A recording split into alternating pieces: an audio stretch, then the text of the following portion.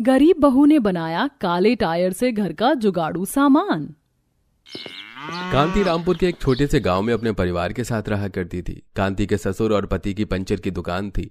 गाड़ियों का पंचर बनाकर उनकी जो कमाई होती उससे ही उनका जीवन कट रहा था। एक शाम, क्या हुआ अम्मा, आप ऐसे छटपटाते हुए यहाँ से वहाँ वहाँ से यहाँ क्यों टहल रही हो?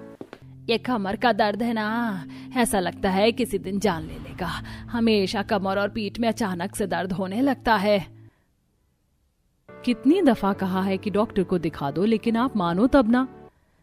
बस थोड़ी देर में ठीक हो जाएगा, तो चिंता मत कर। खाना बना ले और हाँ, रोटी सेकने के बाद तवे पर कपड़ा गरम करके दे देना, मैं थोड़ा सा सेक लूंगी तो आराम हो जाएगा। ठीक है अम्मा, अगर ऐसे ही ठीक हो जाए तो बढ़िया है, वरना कल ही डॉक्टर को दिखा आना। फिर कांति चूल्हे पर रोटी सेकने के बाद कपड़ा गर्म करके कपड़े से सास की कमर की सिकाई करती है। कुछ राहत मिली अम्मा? फिलहाल तो ठीक है, लेकिन कुछ देर में फिर से ये दर्द शुरू हो जाएगा। और ऐसा ही होता है। सिकाई की कुछ देर तक सुमित्रा जी को राहत रहती है और फिर से उनका कमर का दर्द बढ़ जाता है। वहीं शाम में जब दोनों बाप बेटे काम से घर आते हैं, सुनिए जी, कल ही अम्मा को गांव के सरकारी डॉक्टर के पास ले जाकर दिखा आइए।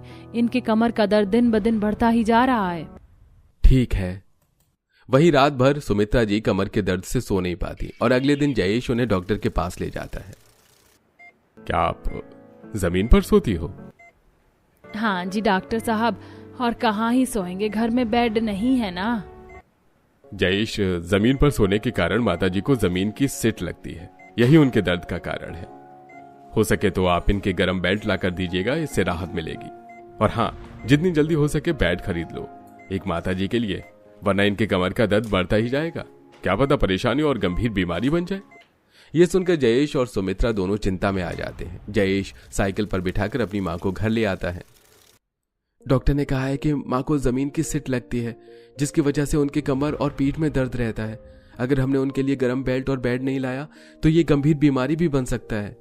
ये तो बड़ी समस्या है। केवल गर्म बेल्ट लाने में ही 2 से 3 हजार रुपए लगेंगे और बेड बनवाने में तो 20 से 30 हजार का खर्चा, और इतनी तो हमारे महीने और साल भर की बचत नहीं है।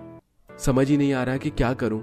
ऐसी रोजाना कांति अपनी सास को दर्द से कराते देखती है और उससे अपनी सास का कमर दर्द देखा नहीं जाता। वो सास की खूब सेवा में लगी रहती है ताकि उनकी तकलीफ कम रहे। एक दिन पूरी रात सुमित्रा जी दर्द के कारण सो नहीं पाती और ये देख कांति बहुत परेशान होती है। अभी माँ के कमर में दर्द है, इतनी दिक्कत हो रही है। बाबूजी को भी कहीं सिट ना पकड़ ले, कुछ तो जुगाड़ करना होगा। अब ये बच्चे कहाँ गए? अभी तो यहीं थे, खाने का भी समय हो रहा है। कांति बाहर बच्चों को बुलाने जाती है तो वो देखती है कि बच्चे बड़े बड़े टायर से खेल रहे हैं।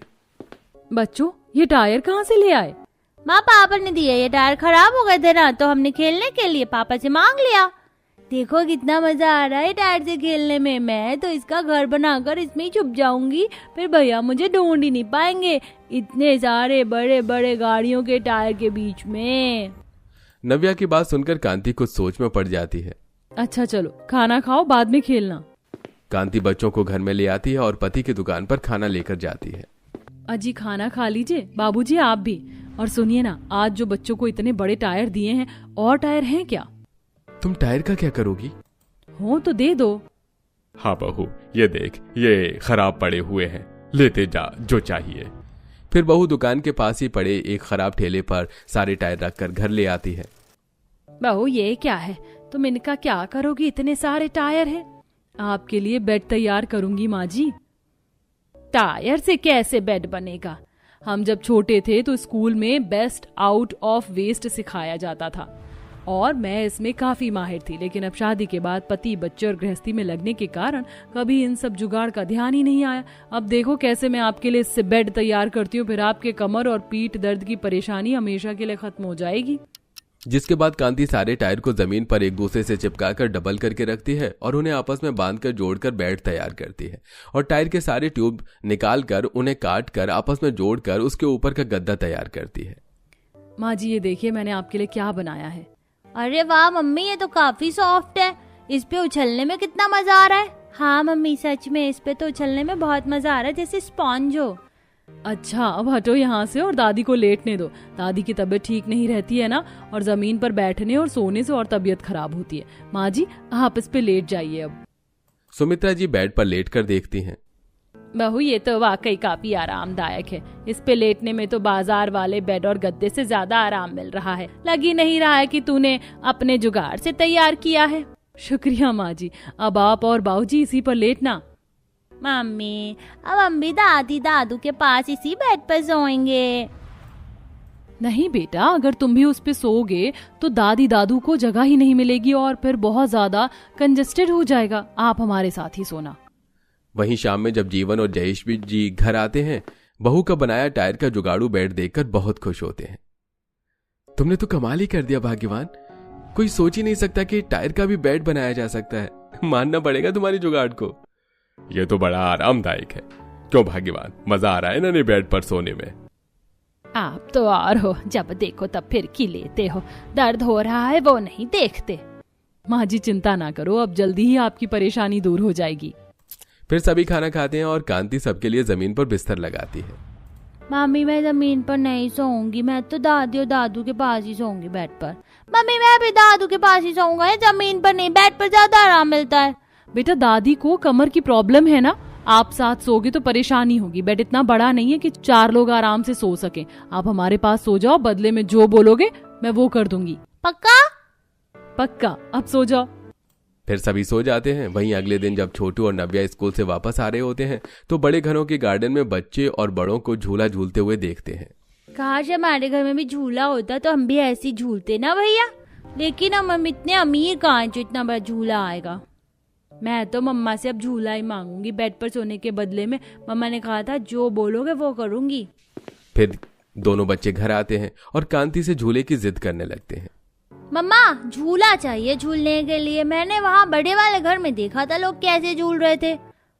मम्मी आपने कहा था कि जो बोलेंगे वो करोगी, अब हमें झूला ला कर दो। बेटा झूला बहुत महंगा आता है और हमारे पास इतने पैसे नहीं है, ऐसे जिद मत करो। दोनों बच्चे माँ के ना करने पर रोते हुए सो जाते हैं और जब जयेश घर आता है तो कांति उसे सारी बात बताती है। हमारी तो इतनी भी हैसियत नहीं है कि पहली बार बच्चों ने कुछ मांगा और हम उन्हें वो दिला सके। ऐसी छोटी चीजों के लिए कौन परेशान होता है। हमारे समय में ऐसे बड़े और मॉडर्न झूले नहीं हुआ करते थे, लेकिन हमने तुमसे ज्यादा झूला झूला है। मुझे तो आज भी याद है आप कितनी तेज झुलाया करते थे और मैं घबराती थी। तब इतने मॉडर्न झूले नहीं हुआ करते थे, तो कैसे माँ जी जब। अरे मेरी जुगाड़ बहू, हम पेड़ पर रस्सी डालकर लकड़ी की पटरी लगाकर झूला करते थे। हाँ, आज के समय में तो कोई ऐसे झूलेगा ही नहीं क्योंकि पटरी टूटती है। तभी कांति को आइडिया आता है। माँ जी आपने बहुत बढ़िया आइडिया दिया। मैं टायर से झूला बना सकती हूँ और लकड़ी की पटरी टूटने का डर भी तो रहता है। टायर का झूला ज्यादा मजबूत होगा और वो मोटी और बड़ी वाली रस्सी भी है घर में। जब से कुआं सूख गया है उसका कोई इस्तेमाल ही नहीं है। जिसके बाद कांति और जय